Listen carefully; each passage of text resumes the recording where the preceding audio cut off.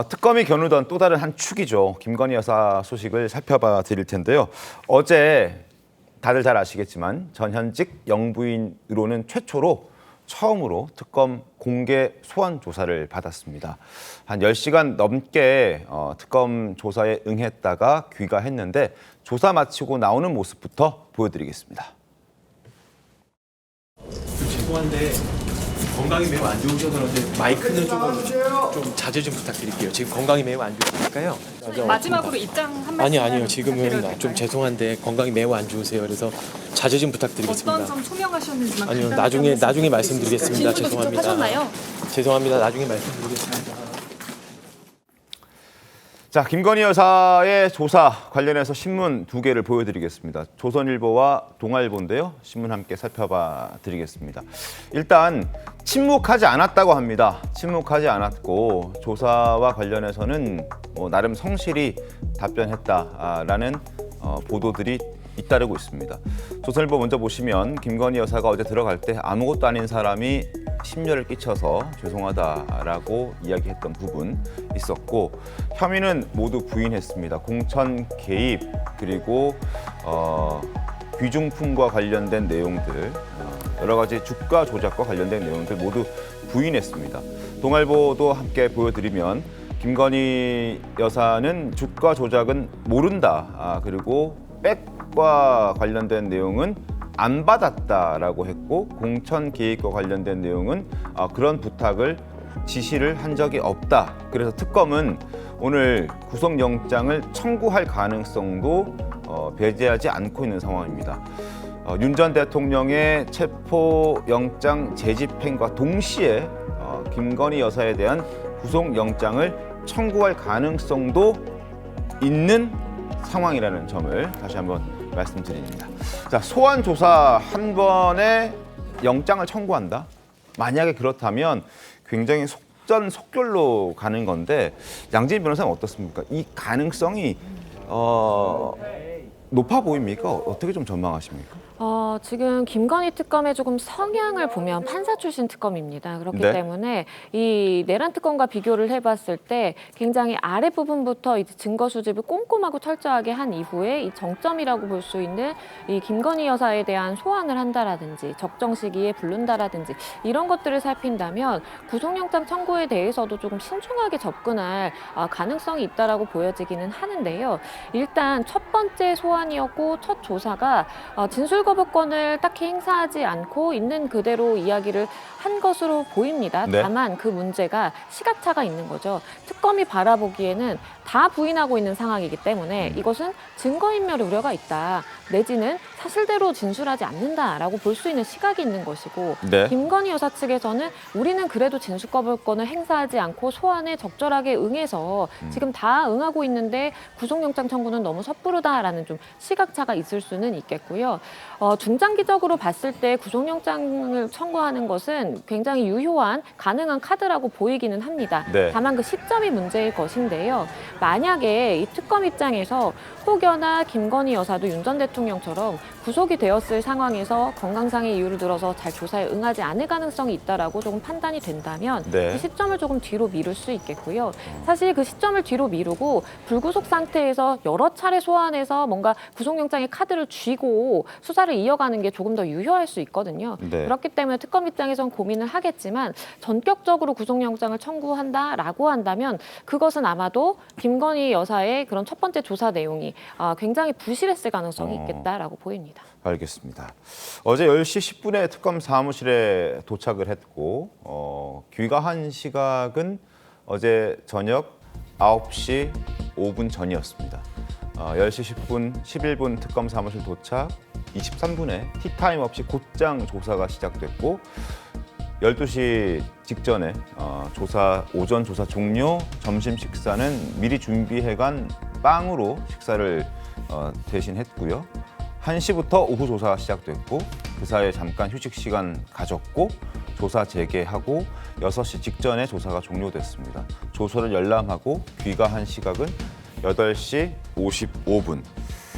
그리고 진술도 진술 거부권을 행사하지 않고 그래도 본인의 입장을 충분히 이야기한 것으로 지금 전해지고 있습니다. 도이치모터스 주가 조작과 관련해서는 주가 조작을 알거나 가담하지 않았다라고 얘기를 했고요. 공천 개입과 관련해서는 그런 식으로 우리가 얘기한 적이 없다라고 얘기했습니다. 건진법사와 관련된 여러 청탁들과 관련해서는 목걸이나 백을 받은 적조차 없다. 그리고 고가의 목걸이는 본인이 과거 2010년쯤 홍콩에서 어머니를 드리기 위해서 선물로 구입한 것이고 당시 가격이 한 200만 원 정도. 그래서 재산 신고를 할 수준의 고가 목걸이는 아니었다. 모조품이다라고 진술을 한 것으로 전해지고 있습니다. 어제 조사 과정은 어떻게 좀 평가를 하십니까, 정원희 대변인님? 제일 눈에 띄는 거는 7시간 23분 실제 조사 기간은 그 정도밖에 되지 않았다는 거죠. 네. 그리고 애초에는 이 조사 시간이 밤 시간까지 갈 것이다. 그래서 심야 조사는 김건희 여사 측에서 받지 못하겠다라는 식으로 얘기를 했었는데 네. 굉장히 일찍 끝났어요. 근데 저는 이렇게 일찍 끝난 것을 보고 특검이 구속영장 청구를 금명간에 할 수 있겠다라는 생각도 했습니다. 그리고 김건희 여사가 답변하는 것은 대부분 다 부인하거나 모른다는 것이었어요. 네. 아주 구체적인 정황과 관련해서 질문에 대한 답을 했다면 조서 열람을 포함해서 상당히 시간이 오래 걸렸을 건데 그러지 않았다는 점에서 특검도 정해진 질문을 하고 네. 김 여사도 아마 특검 그 소환에 대비해서 여러 그 준비를 했을 겁니다. 그 준비한 답변을 내놨던 게 아닌가 싶습니다. 그렇다면 특검이 다시 한번 김 여사를 불러봤자 네. 어차피 똑같은 정해진 답변 받을 게 분명하기 때문에 구속영장을 신청해서 신병을 확보하고 다른 추가 혐의까지 계속해서 조사를 하겠다라는 의지가 실현되지 않을까 싶습니다. 알겠습니다. 그리고 아침에 특검 사무실로 출근이 아니라 출석할 때 김건희 여사가 한 이야기가 있죠. 아무것도 아닌 사람이 심려를 끼쳐서 죄송하다. 그 목소리 다시 들어보시죠. 국민 여러분께 저같이 아무것도 아닌 사람이 이렇게 심려를 끼쳐서 진심으로 죄송합니다. 수사 잘 받고 나오겠습니다. 국민에게 더 하실 말씀 없으십니까? 추가 질문 나중에. 죄송합니다. 명품 먹거리와 명품백인데 도이치 주가 조작 미리 알고 계셨습니까? 명태균 씨와는 왜 만나고 통화하셨습니까? BP 패밀리라고 들어보셨습니까? 외국 가운데 해명하고 싶으신 부분 있나요? 아무것도 아닌 사람이 심려를 끼쳐서 죄송하다. 저 발언을 두고 여러 해석들이 뒤따르고 있습니다. 어떤 의미에서 아무것도 아닌 사람이라고 이야기했을까라는 부분인데요. 김상희 평론가님은 어떻게 좀 들으셨습니까? 저게 이제 그 들어가서 답변을 한 거하고 일맥상통한 거잖아요. 네. 그래서 본인의 논리에 자락을 깐 거죠. 아. 그러니까 본인은 뭐 그렇게 대단한 영향력을 가진 사람이 아니었기 때문에 네. 그런 영향력을 행사할 수 없었다. 뭐 이런 얘기를 하고 싶었던 건데, 근데 지금 뭐 나오는 얘기들은 뭐 비화폰도 A급으로 받았었고 사실상 모든 인사들에게 직접 통화를 할 수 있는 네. 그런 비화폰을 가지고 있었고 이렇잖아요. 거의 대통령에 준하는 위치에서 사람들과 대화를 했다는 건데, 그게 국민들이 볼 때 어떻게 말은 아무것도 아닌 사람이라고 해놓고 네. 진짜 대단한 사람 행세를 하는 것이 속속 드러나고 있는 거를 어떻게 이해할 수가 있겠습니까? 그런 차원에서 본다면 저것은 그냥 본인의 방어 전략을 미리 자락을 깐 것으로 해석하는 게 맞겠고요. 네. 그리고 사실상 뭐 무리를 일으켜서 죄송하다라고 한 말도 네. 그때 기자들의 질문 공세를 모면하기 위한 상황 모면용 그 사과였지, 본인이 정말 잘못됐다는 어떤 취지의 사과는 아니었다라고 생각을 해서 네. 정말 안타깝다 이런 말씀뿐이 드릴 게 없습니다. 정원재 대변인 어떻습니까? 뭐 그 많은 사람들이 예상한 답변은 이거였을 거예요. 조사를 잘 받겠다. 네. 조사를 잘 받고 나오겠습니다라고 붙였고, 또 하나는 예상하지 못한 것이 아마 앞에 부분일 겁니다. 아무것도 아닌 사람이라는 네. 표현일 텐데, 김상희 평론가 말씀하신 것에 크게 큰 측면에서는 동의합니다. 그러니까 본인에 대해서 지금 받고 있는 혐의가 공천과 가입해 관련해서 그 크게 개입했다 이런 얘기고 건진 법사를 통해서 통일교로부터 그 백이라든가 그 목걸이를 네, 받았다는 그런 거잖아요. 근데 본인은 대통령 부인이긴 하지만 아무런 공적 권한이 없었기 때문에 그 권한이 없었다는 점을 국민들께 한번 얘기하고 싶었던 게 아닐까 싶고요. 네.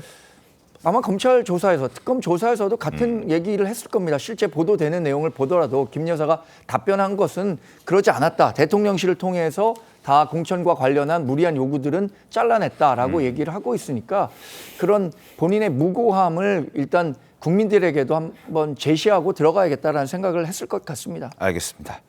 자, 그리고 김건희 여사가 어제 출석하면서 어떤 모습으로 등장할지도 큰 관심이었는데 어제 옷차림에 대한 여러 가지 보도도 꽤 많이 나왔습니다.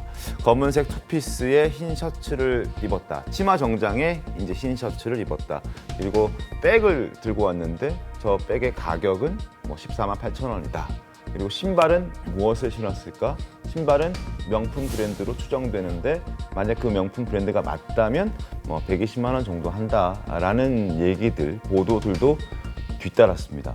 그만큼 김건희 여사의 일거수일투족에 많은 사람들의 관심이 있었다는 것을 방증하는 것일 텐데 양지은 변호사님 어떻게 좀 보셨습니까? 발 사이즈에도 상당히 많은 사람들이 관심을 갖더라고. 발이 그렇죠. 좀 큰 것 같다라는 뭐 얘기들도 있고요. 그렇죠. 어떻습니까? 그러니까 뭐 육안으로 봐서는 정확한 뭐 사이즈를 알기는 좀 어렵겠지만 네. 일단 많은 분들이 저 이제 복장이라든지 전체적인 뭐 분위기에도 당연히 관심을 가졌겠지만 네.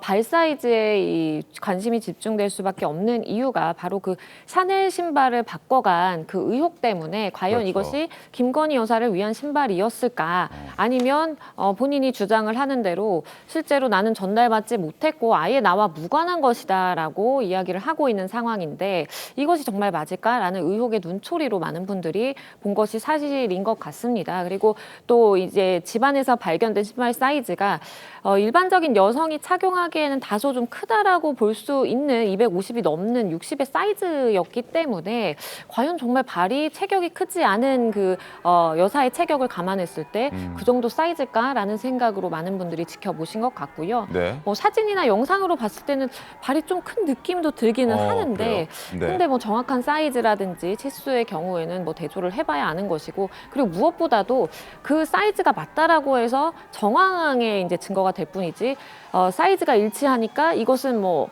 막바로 입증까지 이르렀다라고 볼 수 있는 법률적인 그런 좀 시각과는 차이가 있을 수 있는 부분이기 때문에 네. 그럼에도 불구하고 이제 많은 분들의 관심이 집중됐다라고 보입니다.